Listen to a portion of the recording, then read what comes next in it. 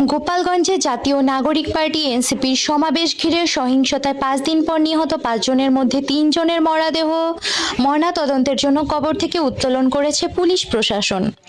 আজ সোমবার দুপুর 12:30টায় শহরের গেটপাড়ায় পৌর কবরস্থান থেকে 2 জন ও টুঙ্গিপাড়া থেকে 1 জনের মরদেহ উত্তোলন করা হয়।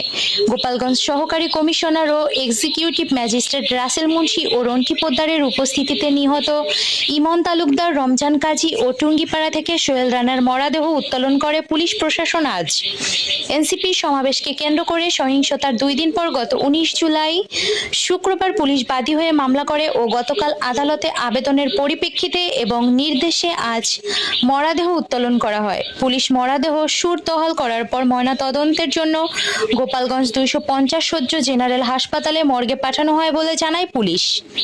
এদিকে নিহত দীপ্ত সাহার মরদেহ সনাতন ধর্ম শাস্ত্র অনুযায়ী দাহন করায় তার মরদেহ ময়নাতদন্ত করা সম্ভব হচ্ছে না বলে জানায় প্রশাসন।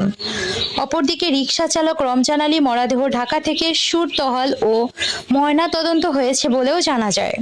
উল্লেখ্য, গত 16 জুলাই গোপালগঞ্জের এনসিপি সমাবেশকে কেন্দ্র করে সংঘর্ষে নিহত হয় দীপ্ত সাহা, ইমন তালুকদার, রমজান কাজী ও রমজান আলী ও সোহেল রানার মৃত্যু হয়।